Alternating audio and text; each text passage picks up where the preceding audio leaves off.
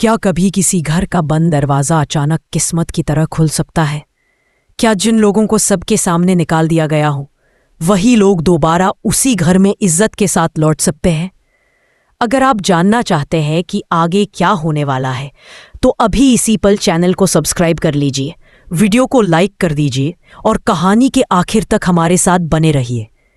अब कहानी शुरू होती है एक ऐसे मोड़ से जहां सब कुछ बदला बदला सा लगने वाला है। बहुत समय से देव और वसुधा घर से बाहर है। उन्हें सबके सामने अपमानित किया गया, धक्के देकर घर से निकाल दिया गया और कहा गया कि अब इस घर से उनका कोई रिश्ता नहीं। वह समय देव और वसुधा के लिए किसी वनवास से कम नहीं था। हर दिन दर्द, हर रात आंसू और हर पल यही सवाल कि आखिर गलती क्या थी। लेकिन कहते हैं ना, समय कभी एक सा नहीं रहता। आज वही समय करवट लेने वाला है।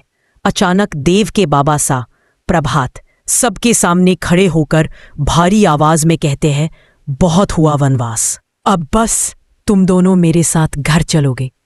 उनकी यह बात सुनकर पूरा माहौल सन्न रह जाता है। किसी को यकीन नहीं होता कि जो इंसान अब तक चुप था, आज वह इतनी बड़ी बात कैसे कह सकता है। देव और वसुधा भी हैरान रह जाते हैं।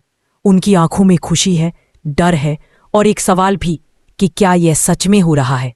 अगर आपको ऐसी भावनात्मक कहानियां पसंद हैं, तो वीडियो को अभी लाइक कर दीजिए और इसे अपने दोस्तों के साथ जरूर शेयर कीजिए ताकि वो भी इस कहानी का हिस्सा बन सके। प्रभात की बात सुनकर पूरा घर खामोश हो जाता है। कोई कुछ बोल नहीं पाता। तभी चंद्रिका हल्की सी मुस्कान के साथ आगे आती है और कहती है, अरे हाँ जरूर, ये दोनों भी आपके साथ घर चलेंगे। आप बिल्कुल टेंशन मत लीजिए, आप आराम कीजिए। चंद्रिका के मुंह से यह बात सुनकर सबको तसल्ली मिलती है। लगता है जैसे घर में फिर से शांति लौट आएगी। प्रभात के चेहरे पर सुकून आ जाता है। देव और वसुधा भी अंदर ही अंदर खुश हो जाते हैं कि शायद अब उनका संघर्ष खत्म होने वाला है।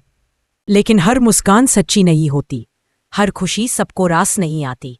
इस घर में भी एक ऐसा दिल है जो जल रहा है। वह है सारिका का दिल। चंद्रिका की यह सहमति सारिका को बिल्कुल पसंद नहीं आती। उसके चेहरे पर नाखुशी साफ झलकने लगती है। वह चंद्रिका के पास आती है और धीरे धीरे उसे भड़काने की कोशिश करती है। वह कहती है, भाभी जरा सोचिए, आपने ही तो सबके सामने देव और वसुधा को अपने हाथों से घर से बाहर निकाला था। आपने ही कहा था कि इस घर में उनकी कोई जगह नहीं, और अब आप ही उन्हें वापस घर लेकर जा रही हैं। यह तो थूक कर चाटने वाली बात हो जाएगी। सारिका के शब्द तीर की तरह चुभते हैं। वह जानती है कि कहाँ वार करना है। वह चंद्रिका के अहंकार को जगाना चाहती है, लेकिन चंद्रिका सब समझ जाती है। वह जान जाती है कि सारिका उसे उकसाने की कोशिश कर रही है, उसे फिर से कठोर बना देना चाहती है। अचानक चंद्रिका का चेहरा बदल जाता है। वह बिना कुछ सोचे सारिका को खींचकर एक जोरदार थप्पड़ मार देती है। अगर आपको लग रहा है कि अब कहानी और भी दिलचस्प होने वाली है, तो कमेंट में अपनी राय जरूर लिखिए और वीडियो को आगे तक देखना मत भूलिए। चंद्रिका गुस्से में कहती है, जब कुछ अच्छा कर नहीं सकती हो तो बुरा बोलो भी मत। मैंने जो किया सोच समझ कर किया है, और अब मेरे फैसले पर सवाल उठाने का तुम्हें कोई हक नहीं। पूरे घर में सन्नाटा छा जाता है। किसी ने नहीं सोचा था कि चंद्रिका ऐसा करेगी। सारिका अपमानित महसूस करती है, लेकिन कुछ बोल नहीं पाती। उसकी चाल उल्टी पड़ जाती है। इसके बाद वो पल आता है जिसका इंतजार देव और वसुधा कब से कर रहे थे। देव के बाबा सा प्रभात देव और वसुधा को अपने साथ लेकर घर की दहलीज पर आते हैं। वही दहलीज जहां से कभी इन्हें धक्के देकर बाहर निकाला गया था। आज उसी दहलीज पर चंद्रिका खड़ी है। वह अपनी सास के साथ मिलकर देव और वसुधा का गृह प्रवेश करती है। उनके माथे पर तिलक लगाती है, आरती उतारती है और घर के अंदर बुलाती है। यह दृश्य देखकर प्रभात की आंखें भर आती हैं। उन्हें लगता है जैसे उनकी जिंदगी का सबसे बड़ा सपना पूरा हो गया हो। वह चंद्रिका की तरफ देखते हैं और उसके इस बदले हुए रूप को देखकर बहुत खुश होते हैं। देव और वसुधा भी चंद्रिका को देखकर भावुक हो जाते हैं। उन्हें लगता है कि शायद अब सब ठीक हो जाएगा। अगर आपको देव और वसुधा की यह वापसी अच्छी लगी तो इस वीडियो को एक बार लाइक जरूर कर दीजिए। इससे हमें बहुत हौसला मिलता है। घर के अंदर पहुंचने के बाद चंद्रिका वसुधा से कहती है कि वह देव के साथ उसके कमरे में जाए। यह सुनकर देव और वसुधा दोनों की आंखों में उम्मीद की चमक आ जाती है। उन्हें लगता है कि अब उन्हें अपना हक वापस मिल रहा है। उसी समय प्रभात चंद्रिका का हाथ पकड़ लेते हैं और भावुक होकर कहते हैं, चंदा, आज तुमने हमें सारी खुशियां दे दी। हम इसके लिए तुम्हारे हमेशा आभारी रहेंगे। अब हमें जिंदगी से कोई शिकायत नहीं है। प्रभात की यह बात सुनकर सब भावुक हो जाते हैं। माहौल में खुशी और सुकून फैल जाता है। लेकिन कहानी यही खत्म नहीं होती। चंद्रिका के चेहरे पर जो मुस्कान है वह कुछ अलग सी लगती है। वह मुस्कान सच्ची कम और दिखावे की ज्यादा लगती है। ऐसा महसूस होता है जैसे उस मुस्कान के पीछे बहुत कुछ छुपा हुआ है। जैसे चंद्रिका के दिल में अभी भी कई सवाल हैं, कई राज हैं। अब सबसे बड़ा सवाल यही है कि क्या चंद्रिका सच में बदल चुकी है? क्या वह दिल से देव और वसुधा को अपना पाएगी या यह सब सिर्फ एक दिखावा है? क्या आने वाले समय में चंद्रिका का असली रूप फिर से सामने आएगा? घर में देव और वसुधा के लौटने के बाद ऊपर से सब कुछ शांत और खुशहाल दिखने लगता है। हर कोई अपने अपने मन में यही सोचता है कि शायद अब पुराने गिले शिकवे खत्म हो गए हैं। घर की दीवारें जो कभी तानों और चुप्पी की गवाह थीं, आज आरती की आवाज और मीठे शब्दों से भर गई है। लेकिन कहते हैं ना, असली लड़ाई बाहर नहीं, अंदर चलती है। और इस घर के अंदर भी कुछ दिल ऐसे हैं जहां तूफान अभी थमा नहीं है। अगर आपको लगता है कि यह कहानी सिर्फ खुशियों की है, तो जरा रुकिए और वीडियो को अंत तक देखिए। और हाँ, अभी इसे लाइक करना मत भूलिए। देव और वसुधा अपने कमरे में पहुंचते हैं। वही कमरा जहां कभी देव ने सपने बुने थे और जहां से कभी टूटे दिल के साथ बाहर निकला था। कमरे में कदम रखते ही वसुधा की आंखें भर आती हैं। वह धीरे से चारों तरफ देखती है। हर चीज उसे बीते दिनों की याद दिलाती है। देव उसकी हालत समझ जाता है।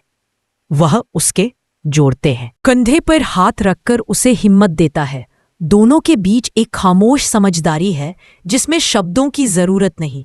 नीचे हॉल में प्रभात अब भी भावुक बैठे हैं। उनका मन हल्का हो गया है। उन्हें लगता है कि आज उन्होंने अपनी सबसे बड़ी जिम्मेदारी निभा दी। वो बार बार भगवान का शुक्रिया अदा करते हैं कि उनके बच्चे वापस घर आ गए। उनकी नज़र चंद्रिका पर जाती है। वह शांत बैठी है, चेहरे पर वही मुस्कान, लेकिन आंखों में कुछ और ही चल रहा है।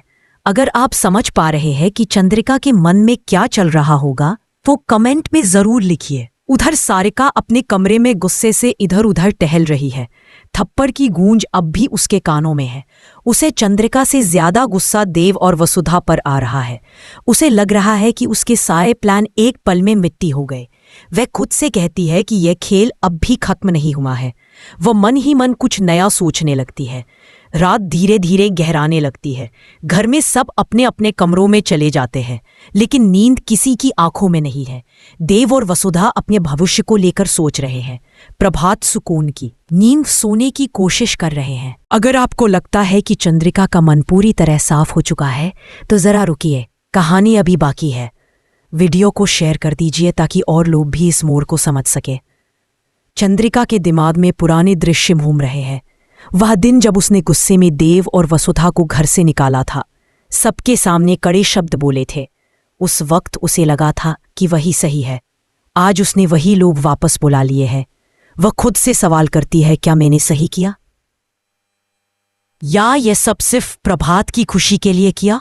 उसके दिल में एक अजीब सी बेचैनी है। अचानक उसके चेहरे पर सख्ती आ जाती है। वह खुद से कहती है कि उसने यह सब अपने फैसले से किया है और अब पीछे हटने का सवाल ही नहीं। लेकिन उसके दिल का कोई कोना अब भी वसुधा को पूरी तरह अपनाने से डर रहा है। यही डर आगे चलकर नई परेशानी की वजह बनने वाला है। अगली सुबह घर में फिर से चहल पहल होती है। वसुधा जल्दी उठकर रसोई में जाती है। वह चाहती है कि अपने काम से सबका दिल जीत ले। वह चुपचाप नाश्ता बनाती है। देव उसे रोकना चाहता है, लेकिन वसुधा मुस्कुराकर कहती है कि उसे यह सब करके अच्छा लग रहा है। अगर आपको वसुधा का यह स्वभाव अच्छा लगता है तो इस वीडियो को अभी लाइक कर दीजिए। नाश्ते की मेज पर सब इकट्ठा होते हैं। प्रभात वसुधा को देखकर खुश होते हैं। वे उसकी तारीफ करते हैं। देव को गर्व महसूस होता है, लेकिन चंद्रिका की नज़र हर छोटी बात पर है। वसुधा ने क्या बनाया कैसे बनाया, किसे पहले परोसा, सब कुछ। बाहर से वह शांत है, लेकिन अंदर ही अंदर वह हर चीज को परख रही है। सारिका भी वहां मौजूद है। वह मीठी आवाज में बातें करती है, लेकिन उसकी आंखों में चालाकी साफ दिखती है। वह मौका ढूंढ रही है कि कब चंद्रिका के कान भरे जाएं। वह वसुधा की किसी छोटी सी गलती का इंतजार कर रही है। दिन बीतता जाता है। वसुधा पूरे घर का ख्याल रखती है। कहीं कोई शिकायत नहीं होती। प्रभात बार बार भगवान का शुक्रिया करते हैं। देव को लगता है कि अब सच में सब ठीक हो गया है। लेकिन कहानी में सुकून ज्यादा देर टिकता नहीं। तो कमेंट में अपनी सोच जरूर बताइए। शाम को एक छोटा सा हादसा हो जाता है। वसुधा से अनजाने में एक चीज टूट जाती है जो चंद्रिका के बहुत करीब होती है। वसुधा तुरंत माफी मांगती है। उसकी आंखों में डर है। चंद्रिका कुछ देर चुप रहती है। पूरा घर उसकी प्रतिक्रिया का इंतजार करता है। गहरी सांस लेकर कहती है कि कोई बात नहीं, चीजें पूछ जाती है, सबको राहत मिलती है। लेकिन सारिका को ये बिल्कुल पसंद नहीं आता। वह बाद में चंद्रिका के पास जाकर धीरे से कहती है, भाभी आज एक चीज पूती है, कल कोई रिश्ता टूटेगा, आप ज्यादा नरमी दिखा रही है। चंद्रिका कुछ नहीं कहती, लेकिन उसके चेहरे से साफ है कि ये शब्द उसके दिल में कहीं चुभ गए हैं। रात को चंद्रिका अकेली बैठकर सोचती है। उसे लगता है कि शायद वह सच में कमजोर पड़ रही है। उसे अपना पुराना सख्त रूप याद आता है। वह खुद से वादा करती है कि अब वह सतर्क रहेगी। यही से कहानी एक नए मोड़ की तरफ बढ़ती है। अगर आप जानना चाहते हैं कि आगे चंद्रिका क्या कदम उठाएगी, तो चैनल को सब्सक्राइब करके हमारे साथ बने रहिए। दूसरी तरफ देव और वसुधा को भी यह एहसास होने लगता है कि घर में सब कुछ इतना आसान नहीं है। वसुधा देव से कहती है कि वह किसी को भी परेशान नहीं करना चाहती, वह बस शांति से रहना चाहती है। देव उसे भरोसा देता है, लेकिन उसके मन में भी डर है कि कहीं फिर से वही सब न दोहराया जाए। प्रभात यह सब महसूस करते हैं, लेकिन उम्र और थकान के कारण वह हर बात में दखल नहीं दे पाते। वह चाहते हैं कि घर अपने आप संभल जाए।